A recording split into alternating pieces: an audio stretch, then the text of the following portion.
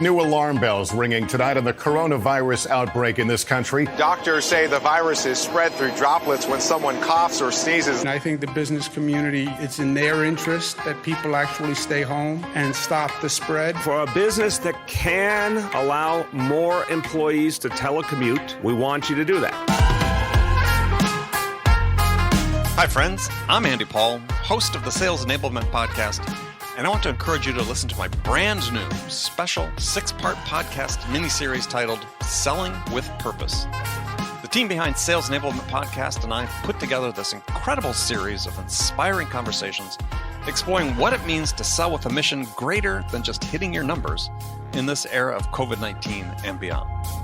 So tune in to hear from world-class enterprise sales leaders and learn how their 6 companies will close $50 billion selling remotely. See how they've supported essential workers with the products and services they need to stay safe and thrive during this time of crisis. Subscribe to Selling with a Purpose now on Apple Podcasts, Spotify, Stitcher, or wherever you listen to podcasts.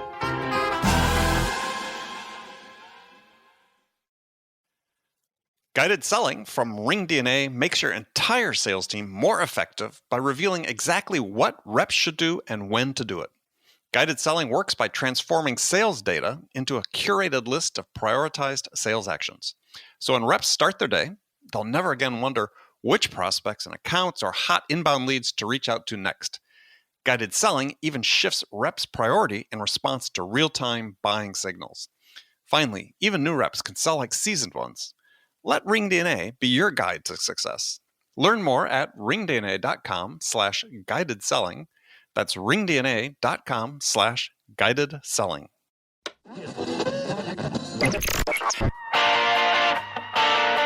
It's time to accelerate. Hey friends, this is Andy. Welcome to episode 710 of Accelerate, the sales podcast of record.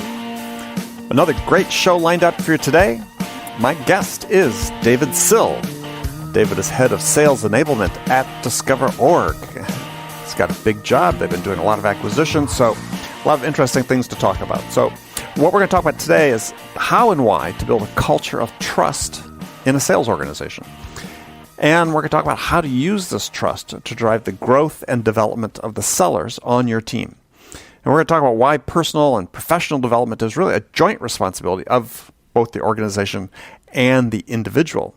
And David will share his views on what it takes to motivate individual sellers to make that investment in themselves, to identify the next level in their careers, and find the path to reach it. Now, before I get to David, I want to take a quick second to talk about the Sales House. It is a sales growth accelerator program for B2B sellers. So if you're not completely satisfied with the current trajectory of your sales career, then the Sales House is where you need to be. This is the resource to help you reach the next level in your career, as well as the level above that. Members get unlimited access to our checklists, our playbooks, our courses, coaching, mentoring, as well as an engaged community to help you sell with more confidence, more trust, more acumen, and greater impact. And it's all designed from the beginning to help you succeed in winning more deals. Because our motto in the Sales House is learn more equals earn more. So remember that. Learn more equals earn more. So come learn more and become the best version of you in the Sales House. Visit thesaleshouse.com. That is thesaleshouse.com/join. And we'll see you there. All right, let's jump into it with my guest today, David Sill. David, welcome to the show. Thanks, Andy. Thanks for having me. Yeah, it's great to have you on. Great to see you again. For our audio audience, I am looking at David while we do this. Or opposite sides of the country. And as we record this, he's in Philadelphia, and Philadelphia is going crazy because they just signed Bryce Harper to a contract there in the Philadelphia Phillies. So, but you had said you're not much of a baseball fan. Well, it's more that I'm a Pittsburgh guy, so Pittsburgh did that to me. Life, so I pretty much stick to basketball, football, and hockey now. Okay, so do you take a terrible towel with you everywhere you go? You're born that way, you stay that way, you don't switch. So yeah, sort of. All right, do I see that peeking out of your coat there? Yeah. So, all right. Well, we don't delve too much into sports here, but we're going to talk a little bit about sales enablement and certain aspects of it. And I guess we're going to talk about culture and trust. I think that's a good topic to get into, because that's certainly a part of enablement. Is at least in my mind, is are you creating a culture of learning within an organization that inspires people to take not only what the company gives them, but also invest on their own to continue their own development. And it seems like there's this, I don't know, it's a gap. I mean, I see a gap. I see companies sort of paying lip service to development of their individuals, and then individuals saying, well, if the company's not going to invest in me, why would I invest in myself? Yeah, I think there's kind of a chain of causation, Andy. I would say when it comes to you have to try things, right? To be a seller, you have to be willing to try things, and to try things, you have to be okay with failing, and to be okay with failing, you have to be around people that you trust. And so if that trusting culture isn't there, then it sort of shuts the doors for all the things that occur when that trust is there, in terms of being okay, being vulnerable. Reminds me of, I took an elective in undergrad for comedy improv, just because, it just was the time and day of the week that I needed a class, and whatever, it fulfilled the requirement. You know how you do. Yeah. And I remember very distinctly that we got there that first day, and everybody in the class kind of had this like, oh shit moment, where it was like, what did we sign up for? Like, this is going to be embarrassing every single week. We're going to be embarrassed in front of everybody. We're going to have to be vulnerable. Yeah. Why did I do this? And then because, necessity forces your hand sometimes, and that's good. Everybody just had to go put their hand in the middle and say, all right, well, we're all in this together. So I'm not going to look any more stupid than you're going to look. And we're all going to look stupid every single time. But therein was kind of this pact of trust that said, you know what, we'll just let it all hang out in this class, and that'll just be what this class is about. And so it was a really healthy lesson in what happens when you're just willing to let go and be vulnerable and just say, hey man, I don't care. I'm just going to try stuff, and some of it's going to bomb and some of it's going to work, and whatever. I'm okay with those consequences. All right. Well, there's a couple things in there. Let's touch on. One is it seems like, let's start trust to sort of the more overarching theme here in sales is, I don't see much of it these days in sales in many organizations, and I think it's driven by several factors. And I think some is the inexperience of managers. Some of it is some of the tools and technologies we use. Some of the expectations are set and I don't want to sound like a broken record. People hear this quite a bit on the show, but it seems like it's in many organizations, especially some of those that are claiming they're setting up sales enablement functions, is they prize conformity over everything else, compliance to a process. And this idea of building a trust culture where people can try new things, I don't see that very often. I mean, I was fortunate to become up in an organization so that you're given that latitude, you're given enough rope perhaps to hang yourself, but I don't see that very often these days. And I talk to hundreds of companies all the time for this show and others. What's your take on that? I mean, to me, that seems like the biggest impediment. And as a result, as I said, I don't see reps really trusting managers. We look at statistics. I forget whose report it was, with Gallup or somebody, about primary reasons why salespeople leave jobs is their immediate manager. They don't feel they're helping to develop them.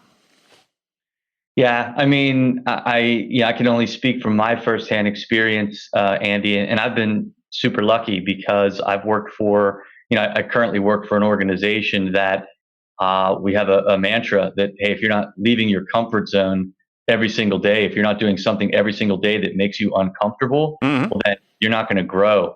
And we kind of exist as like a lot of organizations, as the extended shadow of our founder, Henry Schuck. Right. And he's a very direct guy, and he encourages taking risks, and it's okay to mess up, and we rather see you out there trying to figure out where's that edge that you can play next to, as opposed to just conforming and playing it safe like the pack mentality. But I think that's hard. I think that if you don't have the right leadership in place, if you don't have the right immediate boss, then I think that it's hard to kind of come out of your shell that way and take those personal or professional risks. I think that's a part of it. I think the other part of it is, and I know that I've heard in conversations that you and I have had in the past, and listened to some of the other shows on the podcast, which, by the way, love your podcast. Thank you.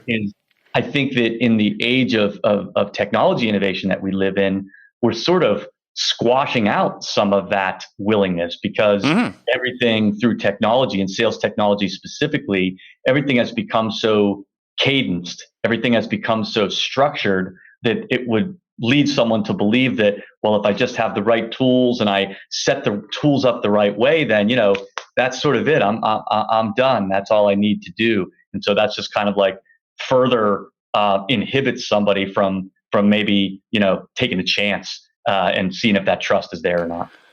Yeah, and so again, we could take this and split it into a lot of different pieces. But yeah, I had a conversation with the CRO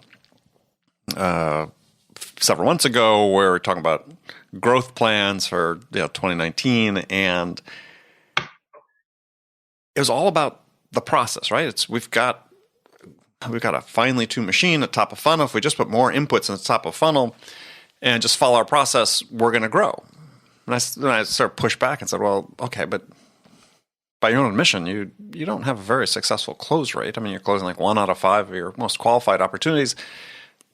It's a SaaS company. It's not unusual for a SaaS company. So what they do, in my mind, it's not sustainable over a long period of time. But the thought of breaking free of the process and saying, well, how can I help my sellers to close 2 out of every 5 opportunities, and then we'll grow to 3 out of every 5 opportunities, just didn't exist for that person. So I see this reflected in management all the time. It's just like, to your point, we've got these tools and they give us a ton of information, and we can see how activities lead to certain outcomes and certain ratios, but we don't think about how we improve the ratios. Yeah. And I think a big part of that, at least in my experience, and something that we try to do at Discover Org is, if leadership goes first in kind of showing that attempt and even risking and showing the vulnerability to say, like, for instance, we did this exercise last month, and it was just kind of like a 2-hour call blitz. But I mean, everybody from the CEO to every leader of every department, customer facing departments. Sure. I mean, everybody just was on the sales floor with a headset on for 2 hours, banging cold calls. And that's an example of going first where, for sure, I mean, I got hung up on during those 2 hours, and that's not a fun thing. But I'll tell you what it is it's a powerful thing, because when the SDR that just walked in the door last month sees that, hey, nobody's above it all, everybody's in it together, everybody's willing to pick up that shovel and dig, or whatever your metaphor, and the idea of kind of saying, hey, look at that, I got kicked in the teeth and it didn't kill me, I'm still sitting here, still making those calls. And so I think that if you kind of encourage through leadership and going first and exposing that vulnerability, then you kind of create that invitation to everybody else that says it's okay to do that here. In fact, we encourage you to do that here. Yeah, but by the same token, I mean, I would imagine that in perhaps a company like Discover Org and so on, is that, you've got your sales process, well-defined sales process, tech stack, activity metrics that people are sort of being measured against. And what I see, and talking to salespeople all the time, is they feel constrained. Is that they, back to this idea of risk taking, that's how I learned. I mean, I again was given the latitude in my career by various managers and mentors is to try something different, something that aligned more closely with what I thought my strengths were, and oftentimes they're revealed to be the case. I would pay the price if it was a risk I took, because I thought that was the only way I could really, be true to myself, be true to my strengths, and succeed. But I don't. Back to statistics, why salespeople are leaving, the lack of development opportunities. To me, that's saying, they're not being given that latitude. I think that could well be true across a large sample size. And I would say further that, you commented a couple minutes ago on sort of the SaaS model where, you reach out and you bring stuff into the bucket that falls into the bucket. Maybe that's an okay growth plan for a lot of organizations just trying to find their way. I think that as you mature, and depending on how sophisticated your team and your selling motion becomes, then you're always going to be looking for where's that next level of conversion. And so that's, at a certain point, I think you sort of break away from the order taking end of the spectrum. Hey, Andy's shopping for something like what I'm selling, and therefore, great. I want to go get Andy's business first. So tell me where those leads are at. I'll prioritize those. I'll win those. Okay, great. If you've got that kind of battened down, then I think there's another tier that's like not so much the buyer that's ready to buy, but the idea of the other end of the spectrum, which is true persuasion, taking somebody that maybe was thinking A until they got the phone call from you, and now they're thinking B. And so you actually created a whole tier of wins that maybe weren't even gettable before because of playing it safe or just following the system or just conforming. Like, you're not going to get that next tier of leads that you persuaded into wins. Right. So how do you build this culture of trust? Because this, you've really hit on it. To me, this is, as I think about it, it's obviously it starts at the top with any sort of cultural initiative. I wrote earlier this week about the difference between a sales culture and a selling culture. Yeah, I saw that. We seem like we have a real emphasis on selling culture these days as opposed to a buyer-centric sales culture. And I think that plays sort of into the trust aspect of it. How do you build that? What are the first steps? I mean, I know you have to, CEO has to be bought into it, but maybe what's the steps you take to get your CEO to buy into that?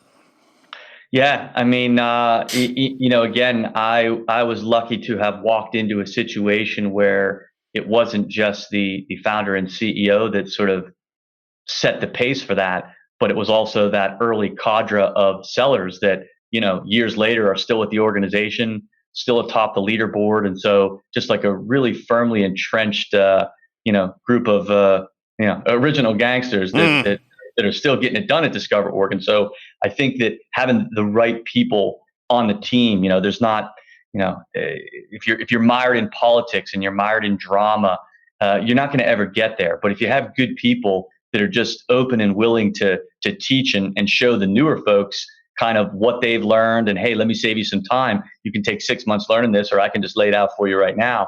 And so, something like role play, right? I'm still a big fan. The way I grew up learning sales was, everybody bring your lunch into the conference room and we'll kick the crap out of each other and we'll get some black eyes, but boy, will we be ready when it's for real on the phone with actual prospects. And so I think that those are some things, once again, though, it comes back to exactly where we were a couple minutes ago. It's leadership has to give that permission and encourage that trying muscle and create forums for that to be the case. A weekly role play, lunch and learns. We have some of the old guard at Discover Org perfectly willing, despite all the success that they've had. They're not somehow above it all. They'll stay 2 hours late if they can get in a conference room with a group of new SDRs and teach them the ropes a little bit. And so it's just this real pervasive learning culture where there's a real sense of brotherhood on the team, and therefore I think it starts with the CEO and the early leaders. Well, and there's a connection there too, which is that if the goal is I want to enable my sellers to be effective in whatever dimensions you want to measure, is that starts with hiring the right people. And this idea about looking for values over value, or values and character, is for me an essential one, because that's people talk about sports cliches. We hired the best available athlete, yada yada yada. But I think it's really underlooked at or underused, this idea of saying, okay, well, how do I test for values and character? How do I make sure I get the right people? And to your point, that politics aren't an issue with them, just there to learn and improve, and they feel like they're coming into an environment where that is rewarded. How do you screen people for that? Obviously there's questions that I know that we try to ask. I try to ask candidates in an interview, and a lot of the questions that get to that character, it's not about asking someone to tell me about their highlight reel. It's asking them to tell me about your like most abysmal failures. Like, tell me when some stuff didn't work out. Tell me when adversity knocked you down. I want to hear what you did. What did you learn? How did you come out of that? What did you do differently after that? And so I think that if you kind of take it to the perhaps negative side of the ledger, you're gonna be able to reveal someone's character a lot more accurately, in something like an interview process, a lot more accurately than if you're just staying on the positive side and asking them about, hey, all the things that have gone great for them, and their shiniest moments. I think you have to ask the unexpected questions there that serve as you get an example is, can they show the vulnerability? Can they show they were coachable? Can they, do they really learn the lesson of it? Something that they wouldn't necessarily have practiced before coming in. Yeah, you got to hit them with something they didn't expect. And I think another big piece in all this, Andy, is just most problems. I would say in the workplace, outside the workplace, with prospects, with customers, most failures end up being failures of communication, right? And so if you buy that idea, and I do very much, then I think that you really have to watch the kind of communication within the company. And, like Discover.org, because everybody's just so blunt and direct with one another, it's not a big deal for us to sort of call bullshit on one another. Like for instance, most sellers would say that they're pretty good at listening, but they're not. They're horrible at listening. They're in the advice giving business. They're in the waiting to talk next whenever the other person shuts up business, but they're not in the listening business. And similarly, if I take a group of managers, most managers think, oh, I'm pretty good at coaching. It's like, well, no, you're not good at coaching. You're good at moralizing. You're good at warning. You're good at directing. You're good at jumping too quickly to the advice piece of it. Right. But so I think that it takes an honest bunch to kind of just call bullshit on one another, and at the same time not take yourselves too seriously. Move and advance and grow, but kind of get over yourself a little bit too. Yeah, so if sort of a sales manager listening to this, or a frontline sales manager, let's even say, that's thinking, okay, well, that sounds good. Maybe I don't have the CEO enrolled, but is that something I can implement, within my team?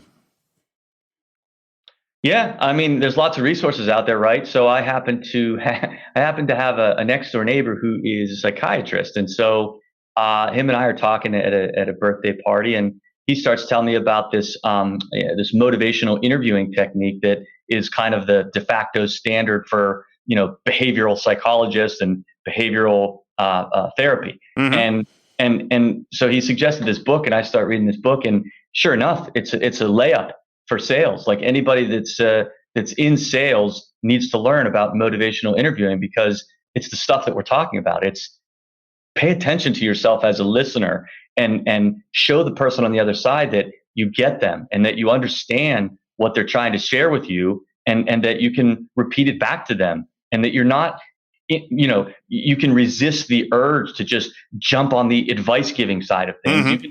You can just be quiet for a while and be the listener. And that's a real powerful thing with prospects, with customers, with coworkers. What's the name of the book?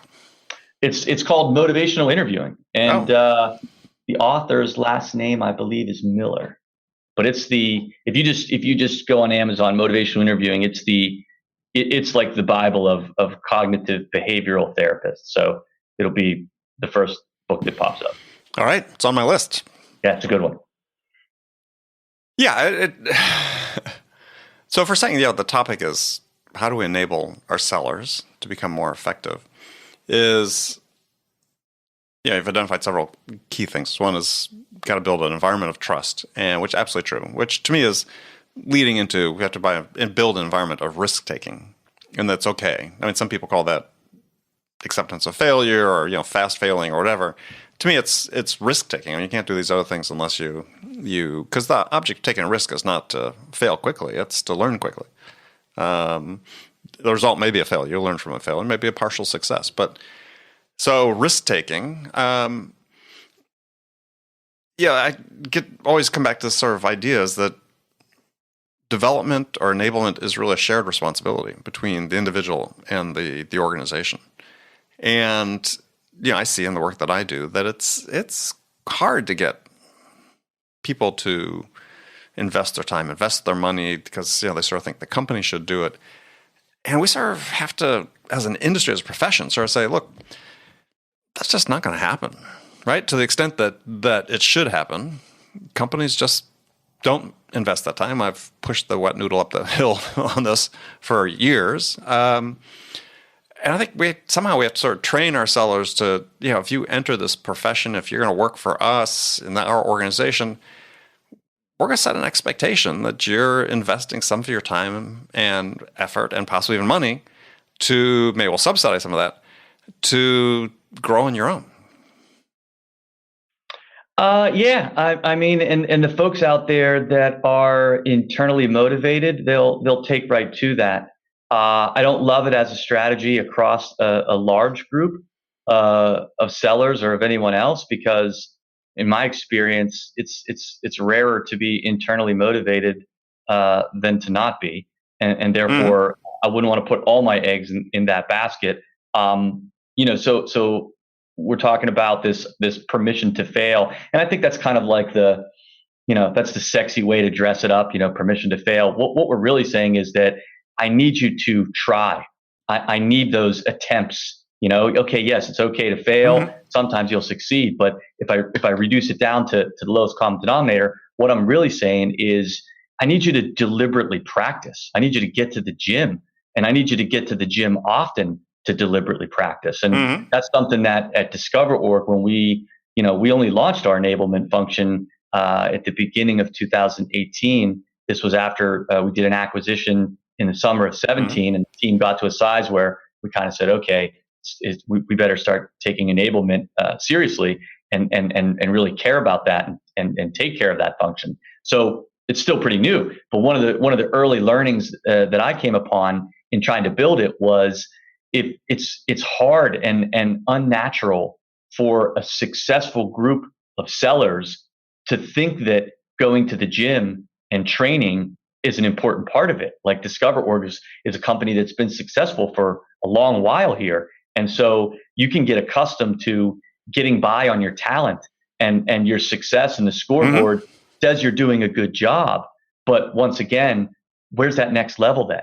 Well, that next level has to come from trying some things differently, which is to say, trying some things at all, deliberately practicing. So that's kind of the drum that I've been beating to the team, and everybody's kind of bought in. But in a busy day, just like it's easy for a sales manager to agree in the abstract that more coaching is a good thing, but then what's the first thing that they don't do in a busy day? Well, they don't do coaching because, well, I'm over here with my important numbers, or I'm trying to hit my month, and I'm not belittling those things. I'm just saying that any old excuse will do if I'm looking to say, oh, I didn't quite get to the coaching today. So I think the same thing is true in a busy environment, in a hard charging sales team. It's super easy to kind of give yourself an excuse for why you didn't have time to get to the gym and practice today.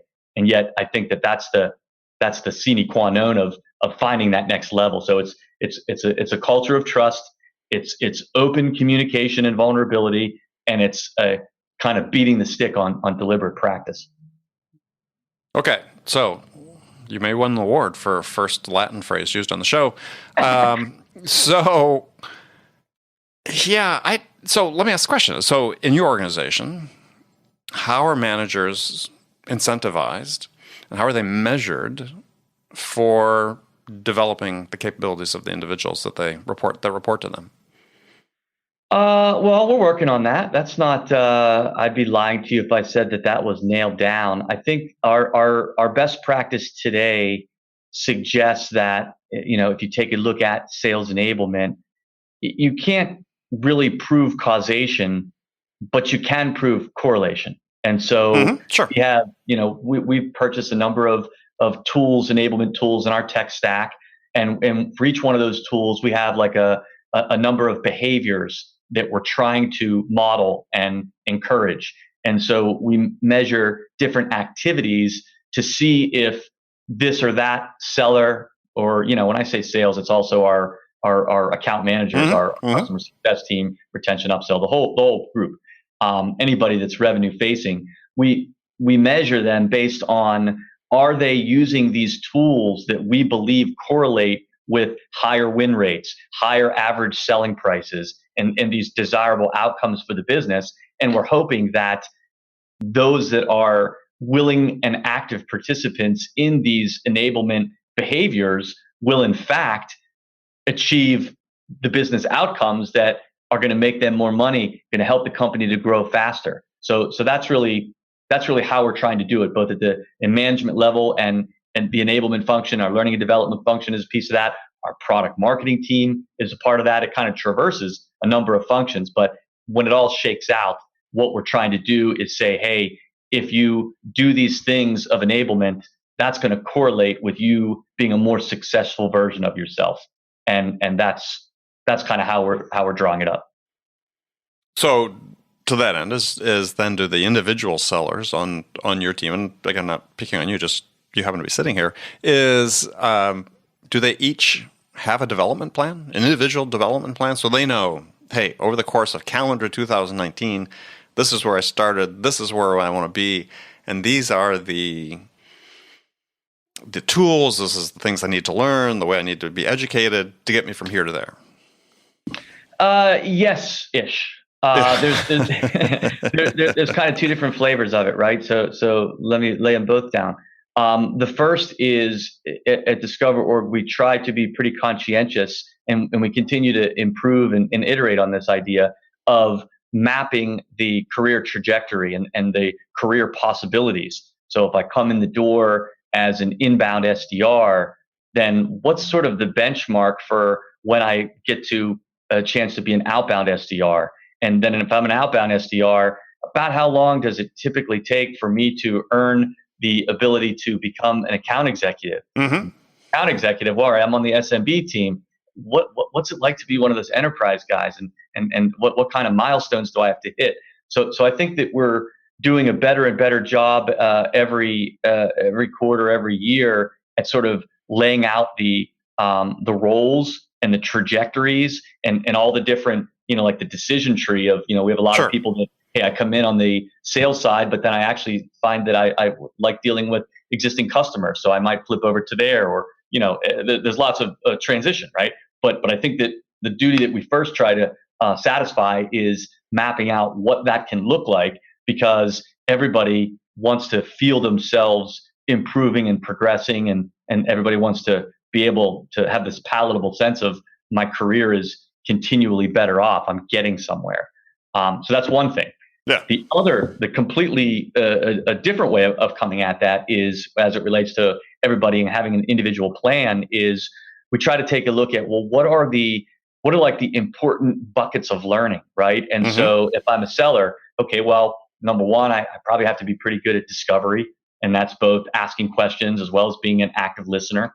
I probably have to be, I have to have some kind of negotiation game. I probably have to have some skills as a storyteller in kind of casting vision and narrative. And so we kind of take these big areas of learning, and we try to put stuff out there as an enablement team, as a product marketing team, as a learning and development team. We try to put content and training and coaching out there that allows folks to kind of gravitate towards, within a prescribed realm of choice, what's interesting to you. If you're somebody that's already a whiz at math, all right, well then maybe you might find some of the negotiation stuff a bore, but boy, you could stand to tell a better story. And so I would gravitate towards that, versus somebody else might be, hey man, I was an English major, I'm pretty good at telling stories, but my math is pretty weak. And so I might gravitate towards that negotiation. And so there's this kind of this realm of prescribed choice, and that then becomes kind of the development plan at an individual level. So you have kind of the role-based stuff, and then you kind of have the subject matter-based considerations. Okay.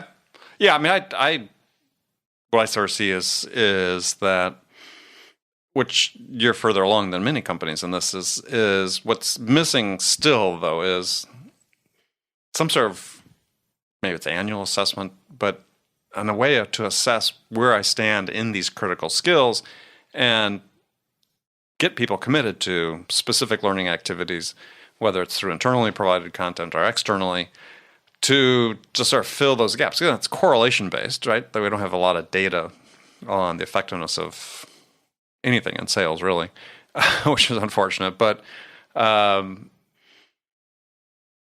where I see companies that are succeeding is they get it's not just a career path. So it may, in parallel with that career path we're defined for you, which, the opportunities are really based on your achievements, it's a combination of achievement and learning. I mean, I see salespeople, it's like, take this conundrum we always hear about, top sellers that aren't going to be good managers.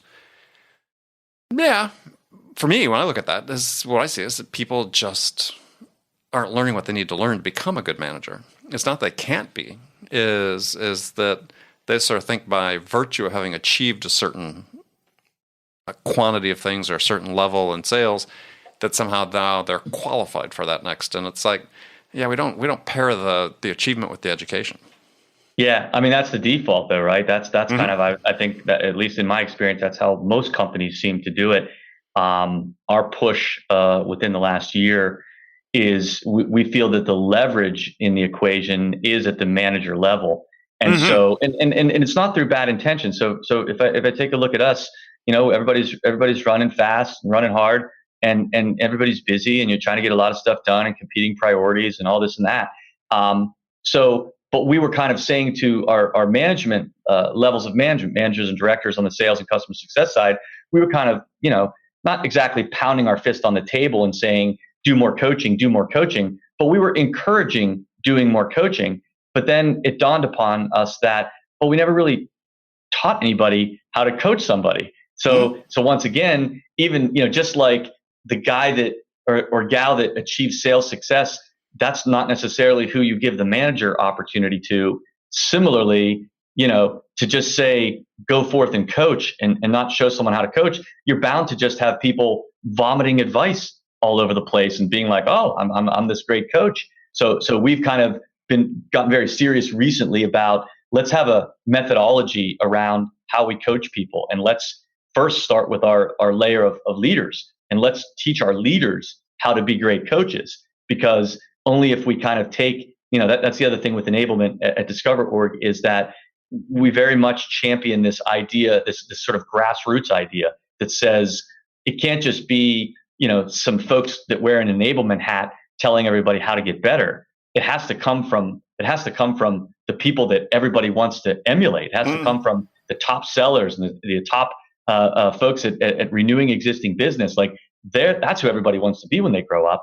And so we all have to be ambassadors of this idea of self-development and improvement. And, but the point is, through no bad intention did we want bad coaching happening. It's just that we never really thought, oh, wait a second, we never taught anybody how to coach. Maybe we better double back for that. But I think, sort of the train the trainer model, if you empower that leadership cadre, that's where I think you can get a lot done in a scalable way around some of these behaviors that we're talking about. I don't think it can ever just emanate from like a training or enablement function. I don't think there'll be buy-in.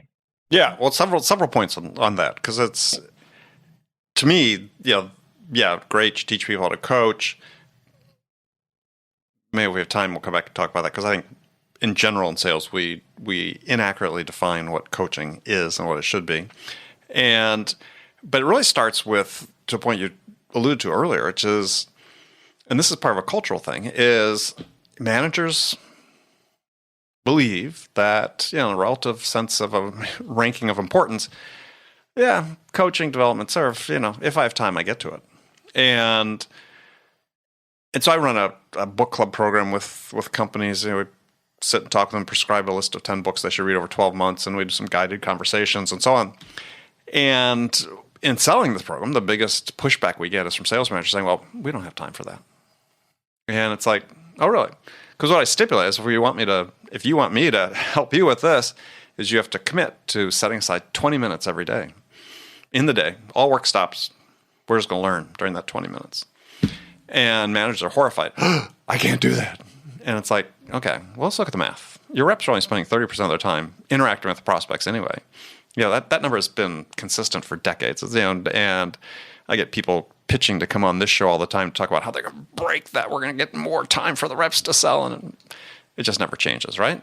So, of course you have time. You have time. And just think of the message that sends to your sales team. We say, look, this is so important. We're going to stop activity for 20 minutes and we're all going to sit down and we're going to read for 15 minutes. We're going to journal to reflect on what we just read. Over the course of a year, the sales team reads 10 books they would never have read. And they're, X amount smarter about the profession they're in and the way they interact with buyers and build relationships, all those things. So to me, this is one thing culturally it has to be set up, is that you have time. You have time. You may not feel like you do, but you have time. And it has to be prioritized to do that. The other thing which we talk about with coaching is so much of coaching these days, and this is, again, the definition part of it, is coaching is deal coaching, opportunity coaching. And so I encourage companies to look at 3 ways, you've got managing, coaching, mentoring. So manage the process, coach the opportunities, mentor the people. And very simple way to look at it. And I think if more companies sort of embrace this sort of paradigm, is you'd find that, we're really not doing much mentoring of our people. We're doing the coaching. We're doing the deal opportunity coaching because as managers, as your point earlier, we love to give advice, right? This is what you should be doing, as opposed to saying, well, how can I help this person reach the next level? Yeah.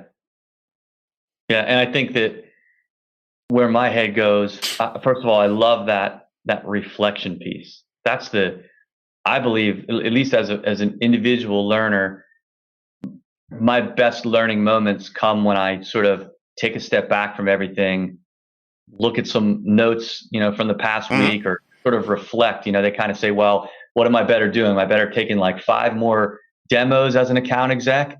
Or am I better, taking those couple of hours that 5 demos would have consumed and kind of cordon that off for reflection and learning? And I think there's research that shows pretty convincingly that it's the latter approach that's going to lead to breakthroughs. Yeah, that's how you integrate that knowledge into. Right. Yeah, so you have to take that time and you have to reflect, and then also in the sort of the coaching mentoring aspect of it, I feel like what you really need to do is it's that whole teach a man to fish, right? You need to help them help themselves. So it's not about giving out the advice and having the answer, as much as having sort of a methodology for encouraging self-reflection and critical thought. Well, what do you think you should do?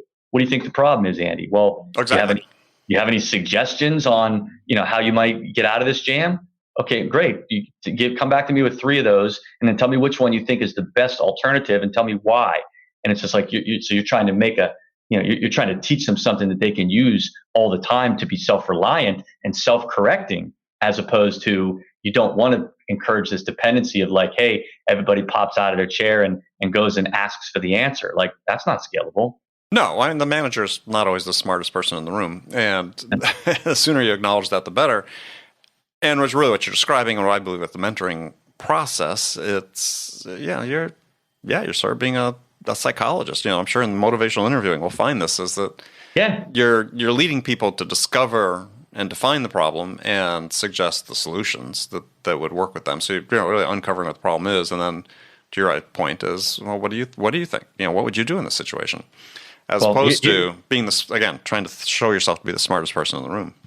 Well, here's the kick in the head there is, if not to turn this into like a promo for that book, Motivational Interviewing, but the great thing about it is that you start reading this thing and you realize, wait a minute, the way that we deal with each other internally, this is no different. It's the same exact way that we need to deal with prospective customers of ours. Oh, sure.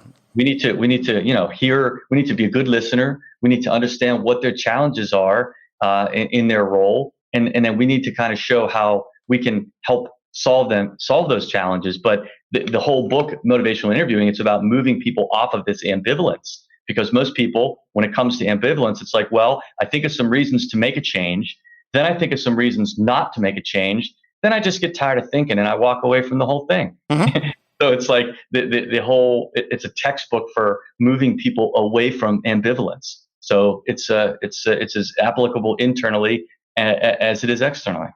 Yeah, and it gives me, for people that want to look at by William R. Miller, Motivational Interviewing, Helping People Change. And I think a good companion book people should look at is a book that the title has coaching, but it's really about mentoring. It's a book called The Coaching Habit. Michael Bungay Stanier. That's the one we're reading, That's a great book, and extremely jealous of the fact it's such a good book. And he says you don't even need 20 minutes a day; you only need 10 minutes. but as a manager, I mean, he lays out a recipe for how you engage and how you walk through this process. I haven't read Motivational Interviewing. It sounds like it probably has similar content. Pretty similar. And if you're a manager and you're thinking, okay, how do I really coach? I'm going to call it mentoring, because to me, I want you to separate coaching into your opportunity coaching. It's valuable. You want to do it. But you should use some of the same techniques when you do opportunity coaching as you do with development mentoring. It gives you a recipe, a step-by-step recipe with great rationalization, or rationale for why you should do it and why it works. So, go buy those books if you're a frontline manager. Yeah, they're very good. All right. Well, we sort of run out of time, but we could keep on going on this for forever, but it's been fascinating. And tell folks how they can get in touch with you. Well, first of all, Andy, thanks for having me on the show. I really appreciate that. Oh, my pleasure. Yeah. You can check us out at www.discoverorg.com, and got lots of folks that love to jump into a conversation with you and hear about what some of your challenges are with data and with prioritizing your selling day and figuring out who to go after and how best to go after them. And that's, we're kind of purists in that we're providers as well as practitioners ourselves. Mm-hmm. And therefore, I think there's a real authenticity to how we kind of come at it and how we're willing to share what we've learned and, the punches in the face that we've taken and kind of how we've responded. Excellent. Good. Yeah. I mean, we've had, I guess you're now president, Katie Bullard, on the show. We talked about the research you guys did with Steve Martin, which was a great report as well. If people want to go back and listen to that episode, because I referenced that research report quite often because I thought it was very insightful. So, all right. Well, David, thanks a lot, and we'll look forward to talking again soon. Take care, Andy. All right. Okay, friends, that was Accelerate for this week. First of all, as always, I want to thank you for joining me. Also want to thank my guest, David Sill. It's easy for me to say. Be sure to join me again next week, as my guest will be Stacey Brown Randall. She's the author of a book titled Generating Business Referrals Without Asking. And Stacey and I were talking about how to generate new leads through referrals, and why Stacey believes that if you are asking for referrals, you're doing something wrong. So make sure you check that out with us next week. Before you go, don't forget, check out the Sales House. That's your all-in-one sales growth accelerator for B2B sellers just like you. Visit thesaleshouse.com. Thanks again for joining me. Until next week, I'm your host, Andy Paul. Good selling, everyone. RingDNA is the leading sales enablement platform that uses AI to help scale business growth. Trusted by the top companies across the globe, RingDNA offers a suite of powerful tools for every sales role. The RingDNA Dialer radically improves sales productivity and call connection rates, while guided selling helps reps know exactly what to do and when to do it.